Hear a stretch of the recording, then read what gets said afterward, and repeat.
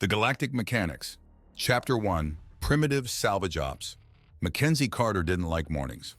Mostly because morning had no damn meaning on this forsaken dustball of a planet. The three suns made a mess of any proper day-night cycle, and the biodomes' artificial lights never felt quite right. So Mac ignored the shift change alert buzzing in his pocket, rolled over, and yanked the thin blanket over his head. A rhythmic thumping started a few minutes later, someone pounding on the flimsy wall of his quarters. He groaned and forced himself out of bed. This place was too small to hide for long. "Carter, you in there? Better not be dead, old man." Billy's voice, way too cheerful for this ungodly hour. Max shuffled to the door, squinting in the harsh light. "What's the big emergency, kid? Alien invasion? Meteor strike?" He knew neither was likely. This dome hadn't seen proper excitement in years, just the same old dust storms and supply delays. "Almost," Billy grinned, shoving a datapad into Mac's hands. "Recon picked up a ship. Big one. Crash landed maybe 2 clicks out." That snapped Mac into focus. "Type?" He scrolled through the report's sleek lines, unfamiliar engine signature. Not one of the usual cargo haulers or mining rigs. "Velari," Billy said, the name heavy in the air. The Velari Empire, arrogant, high-tech, and about as friendly as a nest of razor wasps. "What the hell's one of their flagships doing out here?" "Guess we'll find out," Mac grunted, already yanking on worn work overalls. No time for breakfast. Trouble like this was sure to spoil his appetite anyway. The ride to the crash site in the battered old rover was tense. Every rattle and bump of the vehicle echoed the unease between him and Billy. Kid barely stopped talking, buzzing with nervous excitement, while Mac scowled at the empty landscape. This wasn't just a repair job, it was a powder keg. One wrong move and their little dome, this fragile bubble of human life, could be the spark setting this whole frontier ablaze. When they crested the final ridge, the Velari ship lay sprawled across the sand like a wounded beast. Smoke trailed from gashes in its silver hull, the air humming with the whine of damaged engines. It was magnificent in a brutal sort of way, a cold reminder of the power differential between their backwater dome and the might of the Empire. "Comms team's already trying to get a signal through," Billy said, eyes wide. "Nothing yet." Max said nothing in reply. He just shoved open the rover door and stepped out into the dust, feeling the weight of 100 human eyes on his back. Everyone in the dome would be looking to him, the grizzled old mechanic they barely tolerated the rest of the time.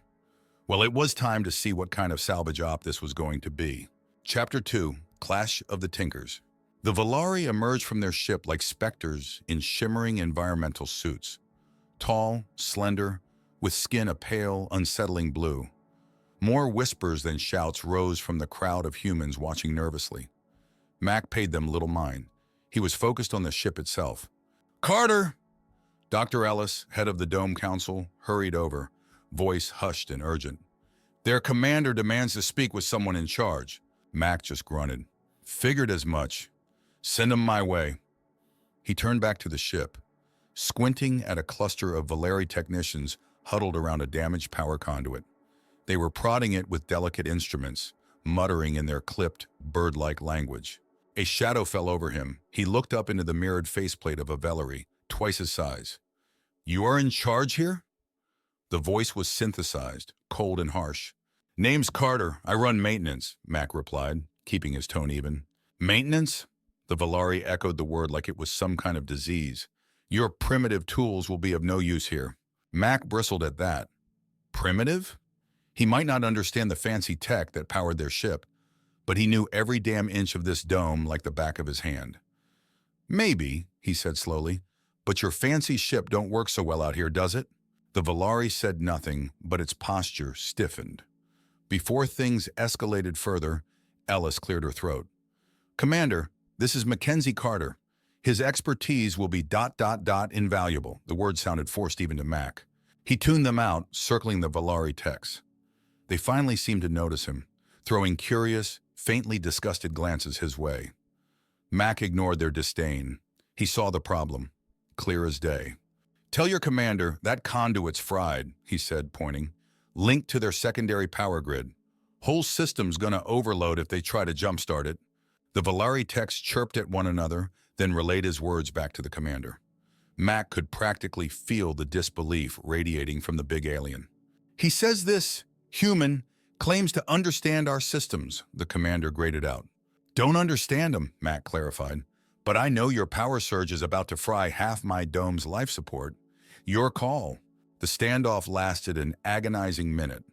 Finally, the commander spoke, the translator crackling. The human will now, I'll way advise. One of the techs, younger with a flicker of defiance in its eyes, detached from the group and turned to Mac. Wordlessly, it projected a holographic schematic of the damaged systems. Mac didn't recognize half the symbols, but it didn't matter. He tapped a spot on this display. Bypass here. Reroute through... There. He traced a path through the guts of the ship. Jury-rig it. At least get your comms back. The tech blinked, then its chirping grew agitated, consulting with its colleagues. They argued, translated for the commander, who listened, stony-faced. Finally, with a gesture of disdain, the commander gave a curt order. The techs moved reluctantly to follow Mac's instructions. It was a hell of a gamble. If he was wrong, well, frying the dome was the least of their worries. But after 30 minutes of frantic work, the comms panel flickered to life. The look on the Velari commander's face was priceless. That tiny crack in their arrogance, it was almost enough to make Mac smile. Chapter 3, Under Pressure. The dome was starting to feel crowded. The influx of Velari engineers, the constant monitoring of shared systems, the whispers of fear and resentment among the humans, it all turned the once familiar space into a tinderbox. Mac retreated to the bowels of the biodome, seeking solace among the humming hydroponics pumps and the maze of ducts. He wasn't alone for long. The young Velari tech, the defiant one, found him perched atop a water filtration unit. It held out its datapad, chirping in the clipped Velari tongue. Translator software struggled to keep up. Sub-Commander Anya requests collaboration to optimize repairs. Tell your fancy sub-commander, Mac grunted, not looking down, that if she wants things fixed right, she'd best get used to my way of doing it. The chirping grew more insistent. Then the translation stuttered out. She says your understanding of the dome systems is unique. Unique was one word for it. Mac knew every pipe, every worn gasket of this place like a mechanic knows his favorite tool. Most folks thought he was a half-crazy tinkerer, hoarding obsolete parts, rigging up strange contraptions. Turns out those contraptions were their lifeline now. With a sigh, he hopped down. Fine, tell Anya to meet me at Junction 3, but I ain't explaining myself twice. Junction 3 was a tangle of pipes and power regulators, the spot where the dome's ancient tech meshed uneasily with the Velari ship's systems. Anya was already there, her sleek suit looking out of place against the grimy machinery. You have a solution? Her voice was less haughty now, tinged with desperation. I got ways to keep your ship from cooking my dome, Max said bluntly. Whether your techs follow my lead, that's their problem. For hours, they worked side by side. Max spoke in bursts of jargon and hand gestures, Anya translating reluctantly to her team.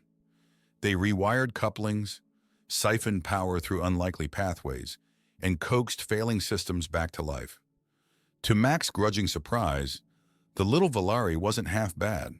She picked up on his methods fast, even questioned a few things that made him rethink his own makeshift solutions. The shared success didn't wash away the tension completely. A curt nod was the most thanks he got from Anya, and the stares from other Velari ranged from distrustful to downright hostile.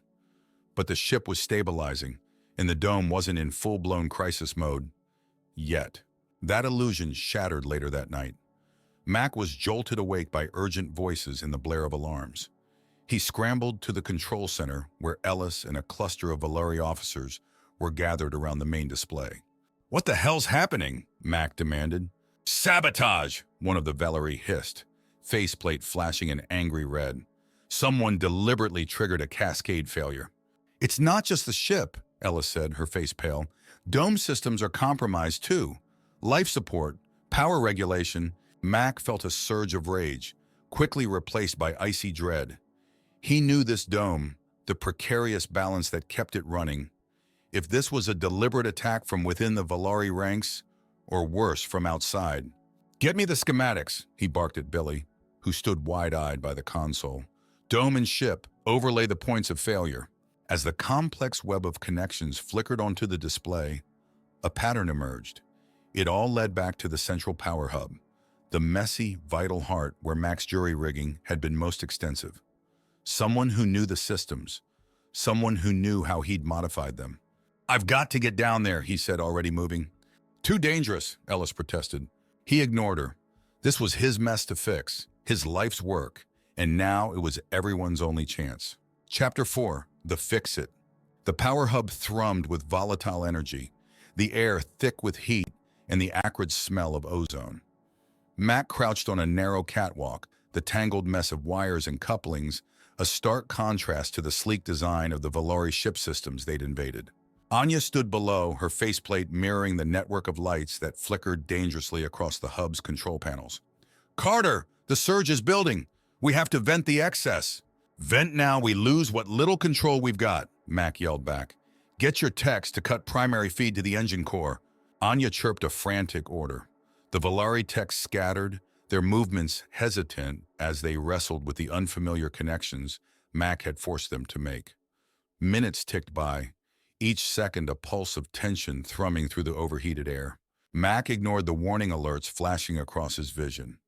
His focus was solely on the messy web of connections in front of him, an intricate, half-mad system of his own design. 30 years of modifications, jerry-rigging new tech onto the dome's aging infrastructure.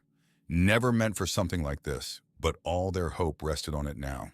"Power flux is critical!" Anya's voice was strained, a crack in her usual composure. "I know," Max snapped. With a shaking hand, he reached towards a panel of ancient breakers, salvaged from some long-forgotten earthbound power station. "Ready on my mark!" He flipped the breakers. In the dome's control center, lights exploded. Alarms wailed in protest. But beneath him, the power hub roared, a mechanical beast unleashed. The surge of energy didn't dissipate, instead channeled, redirected through the patchwork pathways he'd created. "Pressure's equalizing!" Billy's voice crackled over the comms, laced with awe. He focused, willing his makeshift network to hold. It couldn't sustain this forever, but it just needed to buy them time. Below, the Velari worked frantically, rerouting, isolating, following the plan Anya and he had hashed out in those desperate hours. "Engine core is offline," Anya reported. "Diverting backup power." "Now!" Mac yelled, and slammed a fist onto an emergency release valve. The built-up energy had to go somewhere. He braced himself as a surge rippled through the system, venting excess heat and pressure into a disused section of the dome. A controlled explosion that shook the entire structure. When the trembling subsided, the lights flickered back on, weak but steady. The hum of machinery was rough but less frantic. Through the haze of smoke, he saw Anya staring up at him, a flicker of something almost like admiration in her eyes. It worked," she breathed, her voice devoid of the usual Velari disdain. Mac just nodded, exhaustion washing over him. They weren't out of the woods. Damaged systems would need proper repairs. Supplies were critically low, and the threat, whoever it was still out there. But they had survived. The arrogant Velari flagship, humbled and crippled, now relied entirely on the ingenuity of a backwater mechanic and his patchwork dome. The shift in power wasn't lost on Mac. He'd fixed more than just their ship today. He had shown them, perhaps for the first time, what humans were truly capable of. Chapter 5, Aftermath and Alliances. The dome hummed with a strange energy in the aftermath. Gone was the desperate fear, replaced by a tense kind of purpose. The Velari, humbled by their near disaster, worked alongside the humans in a way no one would have believed possible days earlier. Anya, her arrogance tempered, was a constant presence in the dome's control center. The chirps of her translator and Billy's rapid-fire tech speak, a discordant but weirdly efficient soundtrack to the repairs. Mac, once seen as just a quirky mechanic, was now undeniably vital. He felt eyes on him, heard whispers, some with grudging respect from humans, others laced with bitterness from the Velari. It wasn't the kind of attention he liked, but he saw the power it gave him and wasn't about to waste it. "You've made yourself into a big deal, old man," Ellis said, a hint of unease in her voice. What do you want now? Max shrugged, though his mind raced. Same as always. Keep this dome safe, get these aliens patched up and off our planet. It won't be that simple, Ellis warned. The Empire's higher-ups will hear about this. They won't be grateful. Her words were a splash of icy water. Of course, the powers that be wouldn't take kindly to their prize flagship being salvaged by backwater humans. A transmission from the Velari commander confirmed their worst fears. The emergency beacon, designed to signal their fleet, had been activated. Treachery was in their midst. We can't defend ourselves against a full attack, Anya admitted, her voice usually so controlled now edged with strain. We must be ready to leave before they arrive. Suddenly, survival became a frantic race. Mac pushed himself harder than ever, his mind a whirlwind of jury rigs and emergency patches. It wasn't just his usual tinkering now. The weight of lives rested on his knowledge of the dome. Lines blurred. Billy and Anya bickered like siblings over power distribution.